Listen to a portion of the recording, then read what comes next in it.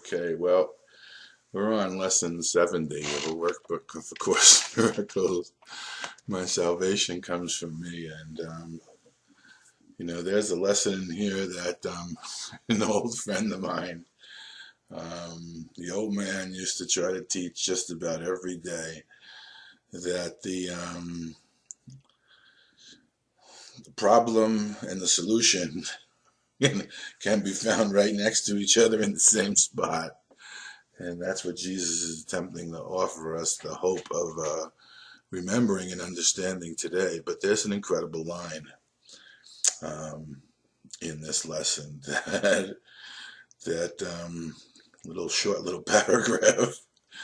And he says, first of all, the lesson is number 70, and it's my salvation comes from me.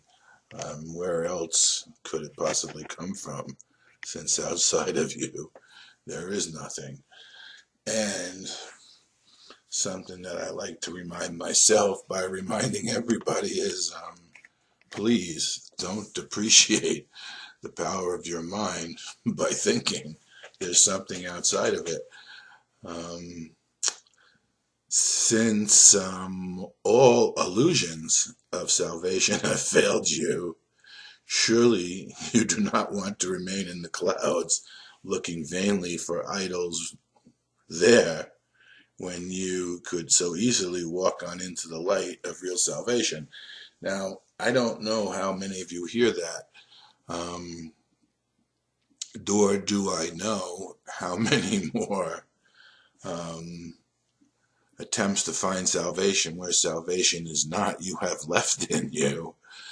But I assure you that if you haven't found it yet in the places that you've been looking, then there's a good chance that you need a 12-step program that tells you insanity is repeating the same mistake over again and expecting different results, because that's basically what he's trying to tell you right there in that line. Since all illusions of salvation have failed you, surely you do not want to remain in the clouds looking vainly for idols there when you could so easily walk into the light of real salvation. And as a person, as a human being in space and time, you will experience no greater joy than the moment that you walk into that light of salvation and recognize that you're really saved and there is nothing to fear. Now get me, I want to hear say this. When that occurs, it may not be that you still don't fear things, but it will be that within the memory of the consciousness association that you're utilizing to stay a body in space and time, you will surely have available right next to every moment of fear that recognition of salvation that took place in you, where you experienced the joy of knowing that you're saved, knowing that God is not out to get you, knowing that you're not being judged except by the judgments that you're holding in your own mind. And then you will have the ability to make the choice which one you want to be true for you in that instant, because by your choice it is true for you, and by your choice it is done unto you. And that's the great joy of recognizing that, I'm doing this to myself. It doesn't matter what it is you have done. When you recognize you're doing it to yourself, at least then you have the ability to use choice wisely, or not choose at all and continue to do what you like, or what you think you like and what you think offers you hope somewhere in the future. But salvation is immediate. Salvation is immediate. There's a whole section in the Course, in the text, that talks about the immediacy of salvation. When salvation comes, it's immediate, it's here and now, it's present. It is the antidote for every situation that you think is causing you something other than peace and the recognition of love and the ability to love yourself and your brother, because God is love and therefore so are you and your brother.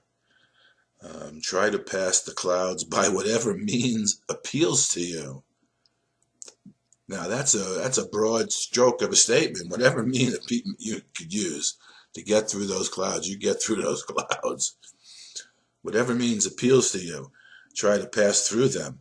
If it helps, this is the line I wanted to get to. If it helps you, think of me as holding your hand and leading you.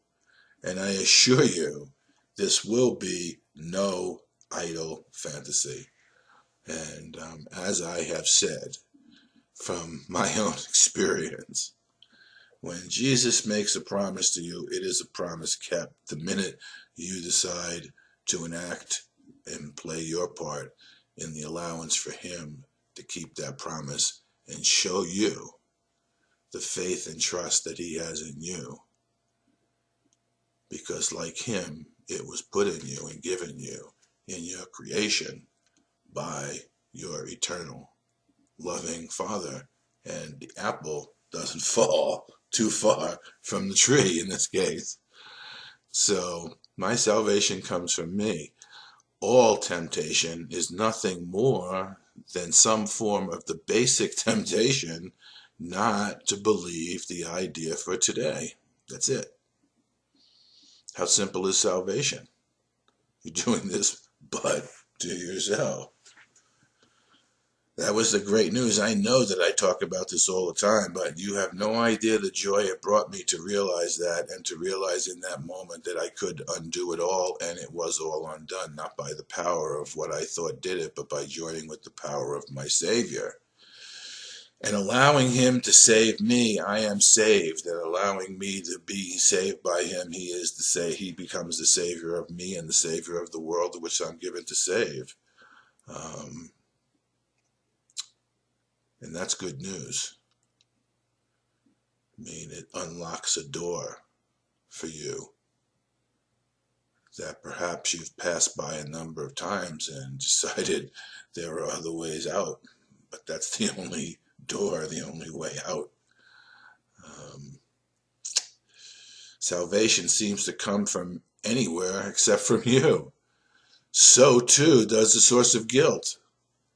Now, sometimes it's hard to take that the source of guilt likewise is within me. It's caused by me. I'm the one who makes myself guilty. And yet, when you recognize that you're but doing this to yourself, you also are the one that can allow yourself off the hook. And, I mean, I'm going to look you straight in the eyes and say, your dues have been paid. Believe me, there is no reason in this world for you to continue to operate without the understanding that you have been saved and you will save as you have been saved. And it doesn't take time. What it takes is willingness. And it doesn't happen somewhere in the future. It only happens here and now when you express that willingness by your decision to let this be so. And so it will be for you. You see neither guilt nor salvation as in your own mind, and nowhere else. When you realize that all guilt is solely an invention of your mind, it's an invention. It's an invention rather than an extension of love. You invented something other than the extension of love. When you realize that all guilt is solely an invention of your mind, you must also realize that guilt and salvation must be in the same place. The old man taught that just about every day. The problem can't be separate from the solution because they're one and the same, just in a sense, different directions at the same point in time. You stand at a crossroad waiting to decide which way to go. Perhaps you think you'll find something new in the same ways if you went, but I assure you won't. And you could take my word for it. You know, just as Jesus went on record with Helen, Jesus told Helen that she should take a look and read the Bible more, just to see what he went on personal record with in his own space and time, in his own sojourn. mean, if you knew me or came to know me and hear the story, and this is the value, I would say, in not just dropping your story, but allowing the story to have the turnaround, in which you do recognize that you're doing it to yourself, and the outcome is different from every other outcome of every other story that you've lived in time and space yourself. I'm going on personal record to say I've tried any number of roads to find my way out of this maze of sickness, pain, suffering, and death. And alone, there is no way to find your way out. It's not until you take the hand of one who's already been down all those roads and found the one that is not in the world. I don't know if you want to refer to what's his name? Scott Peck, the road less traveled. This path is made for your feet alone. Not that you're alone, but it's your feet alone that must travel on the path that allows you to join with that which is no longer on the path, because it's off the path and off the beaten path that we've been beating ourselves with. When you realize that all guilt is solely an invention of your own mind, you must also realize that guilt and salvation must be in the same place. Understanding this, you are saved. Understanding this, you are saved. And how do we come to understanding of anything if we are, let's call it, proponents of A Course in Miracles? It's first you forgive, and then you understand. The conceptual reasonability of what's being offered to you here is incredible. It's incredibly reasonable, and it's incredibly simple. But the conceptual understanding of it is useless without the application of it in the moments when the temptation to believe that you are not saved, the temptation to believe that your salvation comes from something else other than you, steps in, and that steps in generally as a point in time where a grievance is about to dawn upon your mind. A grievance is about to be enacted upon you and your brother, thinking that your brother has done something to you that you've actually done to yourself.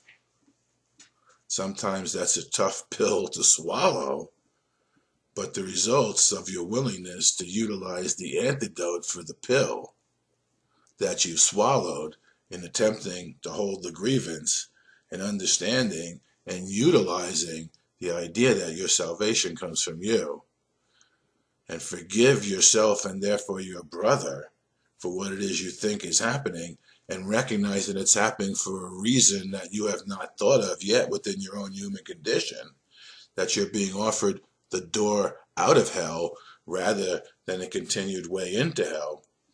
You know, when you apply the teaching, the application, as we were in the beginning of the workbook, it's in the application and the doing of the lessons that the understanding of the theoretical framework that we call a text begins to make sense and be true for you. And the more you utilize and apply these things, the truer and truer this becomes, until you see that what it's led you to is what is true. The thought system that it's offering you is from the whole mind of Jesus Christ and utilized by your right mind.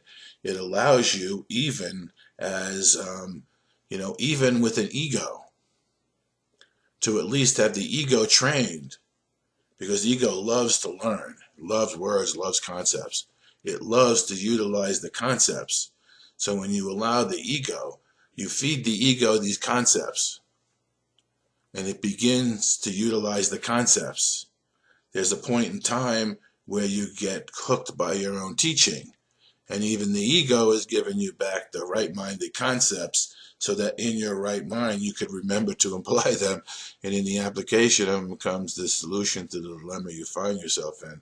And the more you learn how trustworthy this teaching is, the more trustworthy you become unto the ways of salvation. My salvation comes from me, it cannot come from anywhere else. My salvation cannot come from any of these things. My salvation comes from me and only me. Review some of the external places where you've looked for salvation in the past. Other people, possessions, situations, events, self-concepts which you sought to make real, rather than recognition of the fact that you've been created as a true, whole, perfect self, and remain created holy and perfect within the mind of God, and hold you in his surety, and would never allow his son to suffer. The seeming cost of success of accepting today's idea is this. It means that nothing outside of you can save you. Nothing outside of yourself can give you peace. But it also means that nothing outside of you can hurt you or disturb your peace or upset you in any way. Now, that should be really good news. And I'm going to add, you may not trust that to be true at first. Don't trust it. Don't trust it. Don't take it on the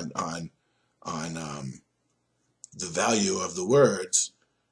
Attempt to apply it. Utilize it to see how trustworthy it is, and how much trust Jesus has in you, and how much trust God has always had in you. And faith, in a sense, is like trust. It's not that you have been faithless. It's that you've put your faith and trust in the wrong things. The faith and trust that it takes to hit a light switch and turn a light on is the faith and trust that you need. That's all the faith and trust. That's the little willingness that you would need, that we need, to begin to utilize these principles and enact them in our life on a daily basis. The seeming cost of accepting today's idea is this. It means that nothing outside yourself can save you. Nothing outside yourself can give you peace. But it also means that nothing outside yourself can hurt you or disturb your peace or upset you in any other way. Today's idea places you in charge of the universe where you belong because of who you are. And isn't that the goal of every ego in the world, to rule the universe? Well, here's the way in which you do it, but without the ego dictating the terms by which the universe is ruled. And the allowance for it, and it's in the song, The Age of Aquarius, and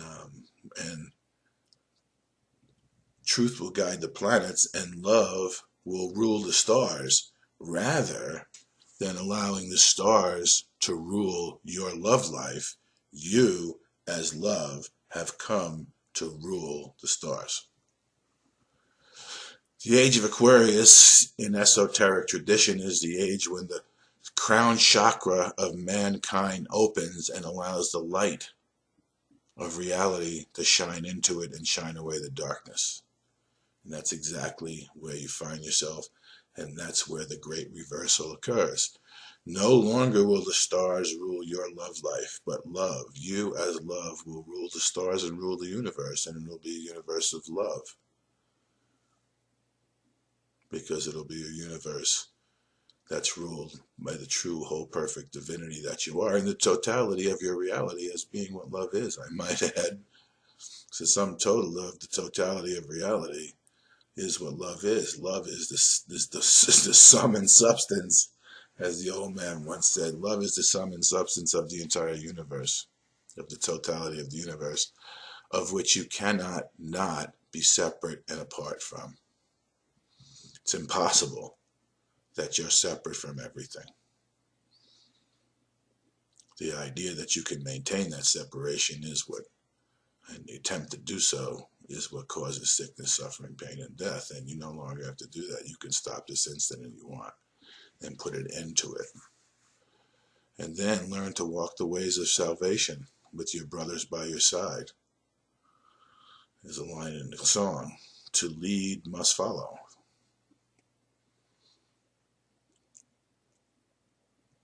You will lead, but you will not lead in the old ways. You will lead by bringing all those who are given you along with you. They'll be at your side. Your mighty companions. They're all around you right now. Why do you think there are certain people who are gravitating toward you in your willingness to accept your function? You are the light of the world, no other light there is in that world. Today's idea puts you in charge of the universe where you belong because of who you are. This is not a role which can be accepted partially, and you must surely begin to see that accepting it is salvation. It may not, however, be clear to you why the recognition of the guilt in your own mind entails the realization that salvation is there as well. But the only way to not depreciate the power of your mind is by learning and recognizing and training it to see that there's nothing outside of it. So my salvation comes from me. And I accepted the salvation the second time, not the first. That's how I'm telling you, that's why I tell you I'm a good example of going on record as trying to go down a different road to achieve the salvation. When Jesus first offered me to help him save the world, I said no, and it would cause a profound amount of suffering that necessitated copious amounts of heroin and other substances to try to do away with the pain, and I never did away with that pain until Jesus offered me that second time and said, are you ready yet to help me save the world? And I had no choice but to say no. And in that moment, the willingness to say yes showed me that all the suffering was right next to the cure, and it had always been there, and it was time to exact the cure for myself rather than the suffering. And you could do this too, and you are. So my salvation comes from me, your salvation comes from you, and we recognize that we are both safe together. The world of space and time does not have much more time to continue, even as an illusion, rather than the reality we have previously